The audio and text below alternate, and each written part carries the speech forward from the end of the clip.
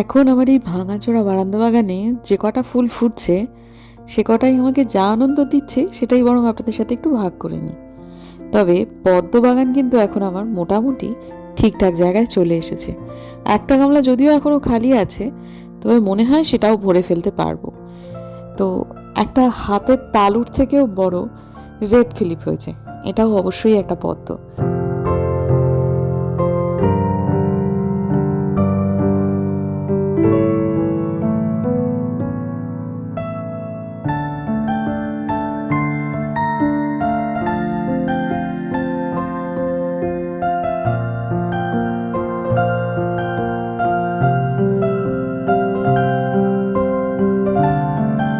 আমার নিচের পদ্ম গাছগুলোর পারফরমেন্স একটু স্লো, ওপরেগুলো তুলনামূলকভাবে অনেকটাই ভালো। প্রত্যেকটা টবে টবে প্রচুর পরিমাণে পদ্মের কুঁড়ি রয়েছে, তবে কয়েকটা কুঁড়ি অবস্থাতেই শুকিয়ে গেছে এমনটাও দেখলাম। আর এখন যেটা দেখছেন সেটা নতুন গাছ, সদ্য বসানো হয়েছে। যেদিন যাচ্ছি তার আগের দিন এইগুলোই বসিয়ে রেখে গেছিলাম। নমস্কার বন্ধুরা, আমার নতুন ব্লগে আপনাদের সবাইকে স্বাগত জানাই। আশা করছি সবাই ভালো আছেন, যে যেখানে আছেন। শিলিগুড়ি শহরে আমরাও খুব ভালো আছি। ভালো আছি মানে শারীরিকভাবে সুস্থ আছি। পেছনটা দেখতে পাচ্ছেন তো কী অবস্থা। এটা হচ্ছে শেষের ভাগেরটা, যেগুলো কিছুটা মেশিনে কাছে, কিছুটা মামুনির হাতে গেছে। যেগুলো মোটা মোটা সেগুলো মেশিনেই কাচা হয়েছে। বিশেষ করে আমার হাজব্যান্ডের প্যান্ট, তারপরে ও জ্যাকেট ফ্যাকেট, মানে শীতবস্ত্র সব কিছু মিলিয়ে টিলিয়ে বেড়াতে যাওয়ার পর বাড়ি আসা 24 ঘন্টাও হয়নি। কালকে এই সময় আমাদের ফ্লাইটও ওড়েনি। আমরা এই সময়টাতে কালকে রওনা দিয়েছি, সেরকম একটা সময়তে আমাদের আজকে সমস্ত কাচাকুচি হয়ে গেল। কিন্তু বন্ধুরা, কালকে পরে যখন আমি বাড়ি এলাম, আমরা তো বেশ অনেকগুলো দিনের জন্য গেছিলাম, প্রায় 13 দিনের জন্য। বাড়িতে যখন ঢুকেছি তখন থেকে ফিল করছি বাড়ি খুব নেগেটিভ হয়ে আছে, ভীষণ নেগেটিভ, ভীষণ নেগেটিভ। মানে বাড়িটাতে বিশেষ করে ওপরের ফ্লোরটাতে ঢুকেই মনে হচ্ছে ছিটকে বেরিয়ে যায়।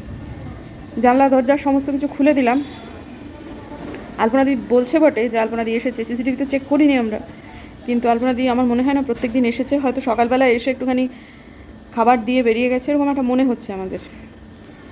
তো যাই হোক, প্রথমে একবার ভাবনা চিন্তা করা হয়েছিল যে আর একটা ফ্যামিলি যারা আছে তাদেরকে হয়তো বা ডাকার দরকার পড়বে না, আলপনাদি যদি ম্যানেজ করে নিতে পারে পরবর্তীকালীনে আমরা যদি কোথাও যাই।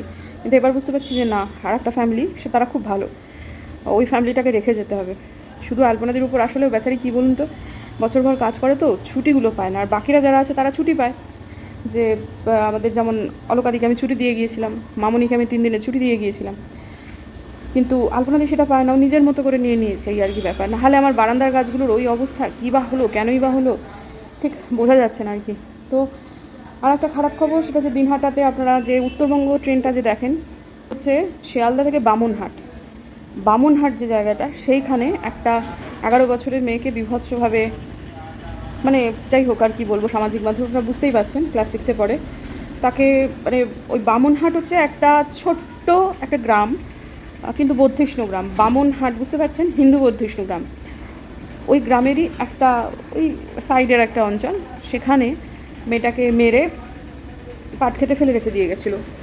এখন সেটা ধর্ষণের পর মেরেছে, কারণ পোস্টমর্টম রিপোর্ট এখনও পাইনি। আমি কালকে এত ডামাডোলে ছিলাম, আমি আর কালকে দেখিনি। আজকে ভোরবেলা ওটা পাওয়ার পর আমার খুব মনটা খারাপ, ভীষণ ভীষণ কষ্ট হচ্ছে। আমার মনে হচ্ছে দিনহাটায় চলে গেলেই পারি, কারণ আজকে দিনহাটা একটা প্রতিবাদ সভা হবে। কিন্তু প্রতিবাদ সভা তো অ্যাকচুয়ালি এগুলো তো করে বিশেষ লাভ নেই, অ্যাকশন নিতে হবে। আশাবাদী আমি, সত্যি কথা, কারণ এখন যে দিনহাটা থেকে জিতেছে অজয় রায়, আমার মায়ের ছাত্র। অজয় রায়ের একটা ঠিক ওই বয়সী মেয়ে আছে, অজয় রায় দারুণ গান করে। ওদের দুজনের মানে কেমিস্ট্রিটা খুব খুব সুন্দর, খুব ভালো লাগে। নিরপেক্ষভাবে দেখলেও বোঝা যায় যে বাবা মেয়ের কেমিস্ট্রিটা খুব ভালো, একদম সেম এজ গ্রুপের মেয়ে। তো অজয়দার খুব খারাপ লাগছে, এটা খুব স্বাভাবিক। অজয়দার লোকটা কিন্তু ভালো। এখন সে যখন এই জায়গার দায়িত্বে নিয়েছে, বিধায়ক হয়েছে, তখন একটা কিছু পজিটিভ আশা করাই যায় যে এদেরকে জেলে বসিয়ে বসিয়ে দুধু ভাতু খাইয়ে দিনের পর দিন তারিখ পে তারিখ করে শেষ পর্যন্ত বেল হয়ে যাবে না। আসলে এদের দৃষ্টান্তমূলক সাজা হয় না, তো তাই জন্য এত সাহস বেড়ে যায়। দৃষ্টান্তমূলক দ্রুত সাজা যতক্ষণ না পর্যন্ত সেটা হবে বন্ধুরা, এই জিনিস আপনি নিয়ন্ত্রণ করতেই পারবেন না। যে যাই বলুন না কেন, সমাজ থেকে যদি এই ধরনের এলিমেন্টকে দূরীভূত করতে হয়, তাহলে আপনাকে কঠিন হতেই হবে। বিশেষ একটা শ্রেণীর মানুষের কথাকে অগ্রাহ্য করতেই হবে। তাতে আর কিছু হোক না হোক, একটা বৃহত্তর জায়গা কলুষ মুক্ত হবে, এইটুকুই। খুব খারাপ লাগছে তারপর থেকে, মানে ব্লগ করতে ইচ্ছা করছিল না। তা যাই হোক, তারপরে এখন বেলাও হয়েছে অনেকটা, টান টান করে মনে হলো যে না, শুরু করে দিই। ঘর তো মানে বলছি কেন জানেন, এত অগোছালো, এত মানে যে ঘরটায় বিশেষ করে গোপাল আছে বন্ধুরা, আপনারা দেখলে বুঝতে পারবেন। মানে টুপুরে ঘরে টুপুরে শোয়, আমাদের ঘরে আমরা শুই, বেডরুম ওই একটাই আছে। মানে কি বলবো, মানে ওটাকে জাত করতে যে কতক্ষণ লাগবে তার কোনো ঠিক নেই। অনেকটা করলাম, করবার পর মনটা খারাপ থাকলে মানে ভালো লাগে না কিছু, কিন্তু তাও জোরে জোরে জোরে জোরে অনেকটা করলাম। কিন্তু এমন একটা অবস্থা হচ্ছে, ঘরটাতে ঢুকলে দাঁড়াতেই পারছি না আমি, মানে মনে হচ্ছে পালিয়ে যাই। উফ বাপরে! আর বারান্দাগুলোও কেমন একটা যেন লাগছে, মানে মরা মরা গাছ সব মানে সরিয়ে ফেলতে হবে আমাকে, বারান্দাটাকে ঢেলে সাজাতে হবে। সকালবেলা যখন আজকে দিনের ব্লগটা আমি শেষ করলাম, তখনও ভেবেছিলাম পুরো এনার্জি নিয়ে কাজগুলো করে ফেলবো, কিন্তু ওই যে সামাজিক মাধ্যম খুলেই দেখতে পেলাম হবি তো হওয়া দিনহাটায়, ও অন্য কোনো জায়গাতে হলেই বা কী আর ফারাক পড়তো। ব্যাপারটা তো একই, বাবা মায়ের যে গেল তার ব্যাপারটা তো একই। মানে জিনিসগুলো না আমার মাকে খুব বাজেভাবে মানে প্রভাবিত করে, এই ধর্ষণ এইগুলো।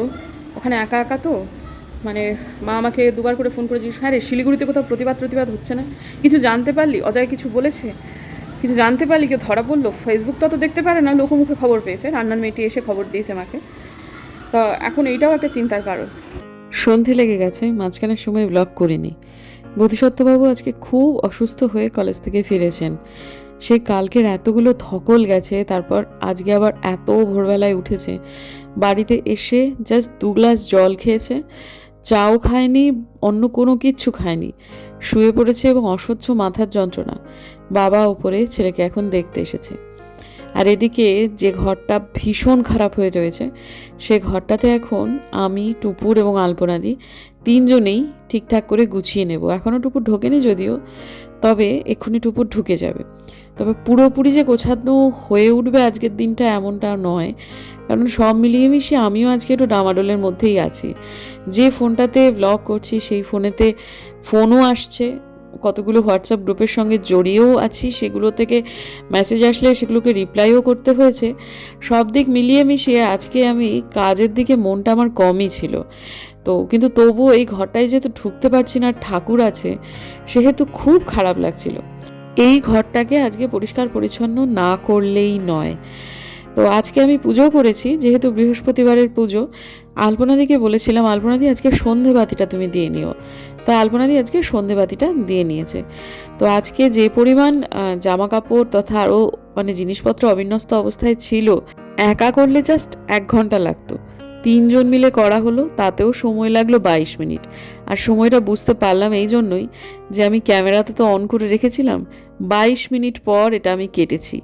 তারপর সেটাকে এডিট করে আনলাম হচ্ছে 1 মিনিট 30 সেকেন্ডেরও কমে। যা লেভেলের গরম পড়েছে বলার মতো না। কলকাতা থেকে শিলিগুড়িতে গরম বেশি।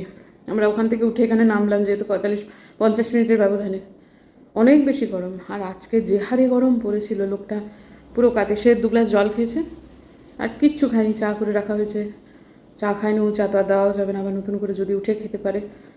1 গালও ভাত খায়নি। এখন যদি তুলে লোকটাকে 2 গাল ভাত না খাইয়ে দিই, তাহলে সেই ভোরবেলায় আবার কালকে 4:30 সময় উঠে সে তার ভাত খেয়ে যাবে না, তাহলে দীর্ঘক্ষণ কিন্তু এমটি স্টমাক থেকে যাবে। আর ওর তো রাত্রেবেলায় ভাত খাওয়ার পর বোধহয় 2টো ওষুধ আছে, সেটাও তো খেতে হবে। কাজেই একটু বাদে একটু ধাক্কা মেরে তুলে হলেও 2 গাল খাইয়ে দিতে হবে। লোকটাকে খাইয়ে না দিলে এবার বিপদ হবে। আমি বুঝতে পারছি বেশি খেতে পারবে না, কিন্তু তবু 2 হাতা ভাত নিলেও তো সেটা নিতে হবে। আর আজকে যে হাতাটা দিয়ে আমি ভাত বাড়ছি, ওটা না ডালের হাতা, ওটা ভাতের হাতা নয়। ভাতের হাতায় তবু যা হোক 2 হাতা নিলে ঠিকঠাক ছিল, কিন্তু ডালের হাতা 2 হাতা মানে ছোটোই আর কি। তো যাই হোক, মাছ দিয়ে খাওয়াবো। আজকে মাছটা নিচে হয়েছে, আমার শ্বশুরমশাই আজকে পাকা কাতলা নিয়েছেন। এই মাছটা বোম্বাদা খেতে খুব ভালোবাসে, কিন্তু আমার চোখে নেই চশমা।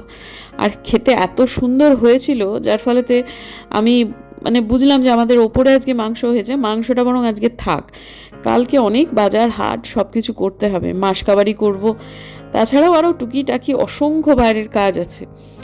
তো যাই হোক, মন মেজাজ ঠিক ছিল না, আজকে বেরোতে ইচ্ছে করলো না, সেই জন্যই আর কি বেরোলাম না।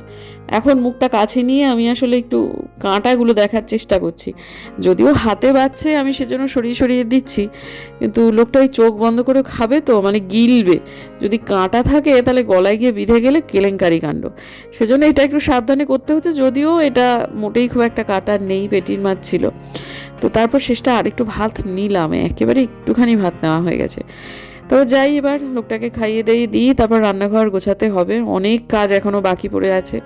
প্রবল ঘুম পেয়েছে, কিন্তু আজকে একটা ভালো জিনিস হচ্ছে, আমি কিন্তু ভয়েস ওভারটা যেদিনকে ব্লগ করেছি সেই দিনই করছি, অর্থাৎ পরের দিনে আমার ভিডিও এডিটিংয়ের চাপটা মোটেই খুব একটা থাকবে না। তো আমি কয়েকদিন থেকে দেখছি কিছু কিছু আজে বাজে কমেন্ট আসছে, মানে আজে বাজে, মানে আমি সচরাচর বিরুদ্ধ মতকে আজে বাজে বলবো না, কিন্তু কিছু কিছু মানুষ মানে জ্ঞানও তো আজে বাজে কথা বলছেন আর কি। তো সে কথাগুলোকে নিয়ে মানে বিশেষ কিছু বলার থাকে না, এই ধরনের মানুষকে কী গুরুত্ব দেব, কিন্তু তবুও কিছু কিছু কমেন্ট আছে যেগুলো হয়তো বা আজে বাজে নয়, কিন্তু আমার মনে হলো সেগুলো একটু অ্যাড্রেস করা উচিত আজকে। তাই জন্য কাজকর্ম সব মিটিয়ে ফেলি, সিঙ্ক ফিঙ্ক নুন দিয়ে মেজে ফেলি, সিঙ্ক নুন ছড়িয়ে দিই, মাথা থেকে আরও যে সমস্ত কাজ আছে সেগুলো সব নামাই আপাতত, তারপর বরং আপনাদের সামনে আসি। খানিকটা গরমটা কমেছে, একটু আগে যখন কথা বলছিলাম আপনাদের সামনে এসে গালে এক টোপলা পান ছিল, বমি বমি লাগছে। অনেকগুলো লিচু নিয়ে এসেছে আজকে আমার হাজব্যান্ড, অনেকগুলো লিচু একবারে খেয়ে ফেলেছি, খেয়ে আমার গাটা একটু গুলোচ্ছে, লিচু খেতে খুব ভালোবাসি। সব নিয়ে দিয়ে এসেছে, তারপরে এখন আবার পাহাড়ে ভীষণ মানে যাচ্ছেন তো, মানে ট্যুরিস্টরা যাচ্ছেন, যেটা অবশ্যই কাম্য। পাহাড়ের মানুষদের একটা বিশাল রুজি রোজগারের জায়গা, ইনফ্যাক্ট বিশালটাই সেটাই, বেশিরভাগটাই সেটা। কাজেই ট্যুরিস্ট গেলে, উত্তরবঙ্গে মানুষ আসলে সত্যি সত্যি আমরা খুব খুশি হই বাড়ানোর জন্য। কিন্তু যেটা হয়েছে যে রাস্তায় প্রচণ্ড জ্যাম ছিল, আর যারা গাড়ি নিয়ে দাঁড়িয়েছিল তাদের মধ্যে ট্যুরিস্টও ছিল, তাদেরও কষ্ট হয়েছে, যারা এই রোজ যাতায়াত করে তাদেরও কষ্ট হয়েছে, সব মিলিয়ে মিশিয়েই আর কি। ওয়েদারটা খুব খারাপ, যার ফলে এরকম হয়েছে।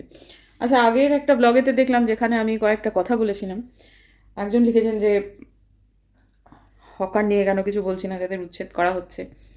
তারপর এটা কি এই ধরনের কথাবার্তা বলবার জায়গা নাকি, তোমাকে আনসাবস্ক্রাইব করলাম। কাউকে ধরে আমি বেঁধে তো রাখতে পারবো না, কিন্তু এটা আমার জীবন, তো আমার জীবনের মধ্যে আমি কিছু মতামত আমি দেবই, সেটা স্বাভাবিক। প্রত্যেক দিন আপনাদের ওই ঘর গোছানো, বাসন মাজা, কাপড় কাচা ওইসবই দেখাতে হবে, নিজের মনের কোনো কথা আমি বলতে পারবো না, এরকম কোনো দাসকথা আমি কোথাও লিখে দিইনি, কাউকেই দিইনি, আর সেটা হয়ও না। আমি আমার মতামত দেবো, সেটাই স্বাভাবিক। তাতে কারোর যদি খারাপ লাগে, আমি হার্ডলি কী করতে পারি? আমি তো সেই ব্লগেতেই বলেছি যে আমার কথা যদি কারোর খারাপ লাগে আপনারা আমাকে মার্জনা করবেন। আর একজন লিখেছেন যে হকার নিয়ে কেন কিছু বলছি না, মানে হকার উচ্ছেদ নিয়ে কিছু বলছি না। বিষয়টা ভীষণ বিতর্কিত। প্রথমত, আমার একটা জীবনের একটা অংশ, সেখানে আমি কতটুকু বলবো, কতটুকু রাখবো, কতটুকু মতামত দেব, সেটাও সম্পূর্ণই আমার ব্যাপার। আমার জীবনের আরও অনেকগুলো জায়গা রয়েছে যেখানে আমি এইসব নিয়ে, সে সপক্ষে হোক বিপক্ষে হোক, যে কোনোভাবেই হোক, আমি মতামত দিতেই পারি। কিন্তু আমি ইউটিউবটাকে কতটুকু বলবো, কতটুকু বলবো না, সেটা সম্পূর্ণ আমার ব্যাপার। দ্বিতীয়ত হচ্ছে, একটা মানুষের পক্ষে সমস্ত, বিশেষ করে গৃহস্থ মানুষ যে সরাসরি সরাসরি রাজনীতিতে যুক্ত নয়, এরকম কোনো মানুষের পক্ষে আশপাশে যা হচ্ছে সবটুকু নিয়ে প্রতিবাদ করে তুললে আমার এই চ্যানেলটা কেবলমাত্র সেই চ্যানেলই দাঁড়াবে, যেটা হয়তো বা অন্যান্য কন্টেন্ট হিসেবে সেটা খুব ভালো হতে পারে, কিন্তু সেটা লাইফস্টাইল ব্লগিং আর থাকবে না। হ্যাঁ, এইটা কিন্তু একটু মাথায় রাখতে হবে, আমাকে সবটুকুই ভারসাম্যে রাখতে হবে। আর এটাও কিন্তু ঘটনা, আজকে আমি কিছু কিছু জিনিস যেরকমভাবে সাধারণ মানুষ হিসেবে ফিল করি, সেটা হয়তো বা উল্টো দিকের মানুষেরা তাদের জায়গা থেকে করেন না, বা তারা যেটা ফিল করেন সেটা আমি আমার মতো করে করি না। ধরুন কর্পোরেট চাকরি করেন, হাজব্যান্ড কর্পোরেট ইয়েতে চাকরি করেন, আইটি কোম্পানিতে বিভিন্ন জায়গাতে চাকরি করেন, নিজেরা করেন। তারা যখন ওই বিভিন্ন রকম ক্ষেত্রে এরকম চাকরি চলে যাওয়ার ব্যাপার হয়, তারা যেটা যতভাবে ফিল করেন সেটা খুব স্বাভাবিকভাবেই আমাদের পরিবারে আমরা কেউ কর্পোরেট জবে নেই, আমরা পরোক্ষভাবে ব্যাপারটা ফিল করলেও সেটা ঠিক তাদের মতো করে অনুভবে আসবে না, এটা খুব স্বাভাবিক। ঠিক সেরকমভাবে ঠিক তারা যে অবস্থানে আছে সেই অবস্থানে দাঁড়িয়ে তারাও শিক্ষকদের বুকে লাথি মারলে তারা খুব গভীরভাবে ফিল করবে, কিন্তু সেটাও কিন্তু পরোক্ষভাবে।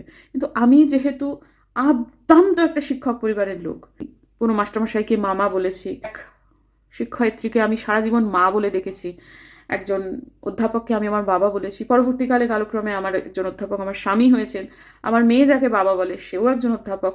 আমি এই ধরনের মানুষদের সংস্পর্শে আমি বড় হয়েছি, কাজে আমি জানি বা আমি খুব গভীরভাবে ফিল করতে পারছিলাম যে সময়টা 2016-র যারা যোগ্য শিক্ষক তারা যখন বাদ চলে গেছে, একটা মাস্টারমশাইকে ছাত্র যখন গালে ধরে থাপ্পড় মারে সেটা যে কোথায় লাগে সেইটা আমি খুব ভালো করে সরাসরি অনুভব করতে পারছিলাম, কারণ আমি না ওই আবহাওয়ায় বড় হয়েছি। কাজে এখন আমি কেন কর্পোরেট চাকরি চলে গেলে জোর গলায় আমার ব্লগে বলছি না, সেটা আশা করি এখন আপনারা বুঝতে পারছেন। আর কেনই বা মাস্টারমশাইদের নিগ্রহ করলে আমার গলা এত চড়ে যাচ্ছে সেটাও নিশ্চয়ই বুঝতে পারছেন। একটা মানুষের পক্ষে জীবনের সবগুলো ক্ষেত্র সমানভাবে ধরে সে ঘুরে বেড়াতে পারবে এমনটা কিন্তু নয়, সবারই সীমাবদ্ধতা আছে, আমারও সেরকম আছে। এটা ক্রিকেট দেখছি বেশ ঘুরিয়ে ফিরিয়ে হচ্ছে যে ঝিনুক তুমি তো আমাদের সব বলো, কে বলেছে আমি আপনাদের সব বলি? কে বলেছে? আমি আপনাদের সব বলি না, আমি আপনাদের সব বলি না। আমার এই গেল যে সরকার চলে গেল, এই তৃণমূল সরকারের ব্যাপারে এত ক্ষোভ, এত ক্ষোভ আমাদের, মানে যে কি ফেস করতে হয়েছে, কি ফেস করতে হয়েছে আমাকে, বোধিসত্ত্ববাবুকে, সরি তিনি আমার গুরুজন, সেটা ব্লগের আওতার বাইরেই থাকুক, সামান্য কিছু শেয়ার করেছি, সেটা হয়তো বা সবাই দেখেননি, এইটুকুই। কিন্তু তারপরেও আমাদের ব্যক্তিগত যোগাযোগের ক্ষেত্রে যেমন আমাদের অনেক মানুষ আসছেন বাড়িতে যারা হয়তো বা সেই দলটা সমর্থক বা সেই দলের সক্রিয় মেম্বার, আমরা কারোর সাথে খারাপ ব্যবহার করিনি, কিন্তু আমরা যে ওই সময় খুব সুখে ছিলাম এমনটাও নয়। এমনকি বিশ্বাস করবেন না, আমি হনুমানজির পুজো করি, হনুমানজির কথা ব্লগে বলি, সেটাও অপরাধ বলে গণ্য হয়েছিল। সেটা সরাসরি আমার গায়ে লাগেনি আজটা, সেটা বোধিসত্ত্ববাবুর গায়ে লেগেছিল। কিন্তু অনেক কিছু আছে বন্ধু, অনেক কিছু আছে যেগুলো আর কি বলবো। আমি ওই ভদ্রমহিলার হয়ে কোনো কিচ্ছু ইতিবাচক বলতে পারছি না, সরি, আমাকে ক্ষমা করবেন। আবারও বলছি, আপনাদের যদি কারোর সে ব্যাপারে বলার থাকে, পজিটিভ অনেক কিছুই বলার থাকতে পারে, আপনারা বলুন। আপনারা যদি বলেন, শালীন ভাষায় যদি বলেন, আমি শুনবো। কারণ আমাদের বাড়িতে এরকম অনেক মানুষ আসতেন যে যারা হয়তো বা সেই দলটা করেন, সে দলের নেত্রীর প্রতি তাদের একটা সফট জায়গা ছিল, আমরা কিন্তু তাদেরকে সমানভাবে ভালো ব্যবহার করেছি, তারা এসেছেন, চা খাইয়েছি, আমার শ্বশুরমশাইয়ের কাছে তারা আসতেন, আমার হাজব্যান্ডের কাছে আসতেন, একজন এরকম এসেছিলেন যিনি আমার ব্লগ দেখে খুব পছন্দ করেন, তিনিও এসেছিলেন, তিনি আমার সাবস্ক্রাইবার, কলকাতা থেকে এসেছিলেন, আমি যথাবিহিত তার সাথে আমি ভালো ব্যবহার করেছি, সেই জায়গায় সৌজন্যতার কোনো অভাব আমরা কোনো কালেই রাখিনি। আর সামাজিক কাজ বা প্রতিবাদ যেটা, আমার টুকুরটা আমার মেয়ে, ছোটোবেলা থেকে তিলে তিলে করে সন্তান বড় করেছি, এই ধরনের, আমার মাও তো দুটি কন্যা সন্তান বড় করেছেন, খুব স্বাভাবিকভাবেই এই ধরনের ব্যাপার হলে ভেতরটা একেবারে ছিঁড়ে খুঁড়ে একাকার হয়ে যায়। একটু আগে আমাদের বন্ধুদের গ্রুপে একজন শেয়ার করেছেন, বাচ্চাটার বাবা কাঁদছে যে আমার মেয়েটা যদি চলে যেত তাহলে বুঝতাম আল্লাহ নিয়ে নিয়েছে, মানে হায় আল্লাহ করে, মানে সে এবার হাহাকার, এই হাহাকারগুলো বুকে গিয়ে লাগে। কাজেই বুঝতেই পারছেন আমি যেটা বলতে চাইছি, আর কী বা বেশি করে বলবো। আর সামাজিক কাজ যেটাকে বলে, সেটা কোনো দিন আমাদের ব্লগের আওতার মধ্যে আসবে না। বোধিসত্ত্ববাবুর নিষেধ আছে কিছু কিছু ব্যাপারে, কিন্তু কখনো যদি আসে, ধরুন চলে এলো, অন্য কেউ একটা তুলে ধরলো, সেদিন না হয় বুঝতে পারবেন, সেটা সম্ভাবনা খুব কম। কারণ বোধিসত্ত্ববাবু ব্যাপারে খুব স্ট্রিক্ট। ঠাকুর দেখছেন, ইনি দেখছেন, বেশ তাহলেই হবে আপাতত। চলুন বন্ধুরা, দেখা হচ্ছে বরং কালকে একটা নতুন ব্লগে।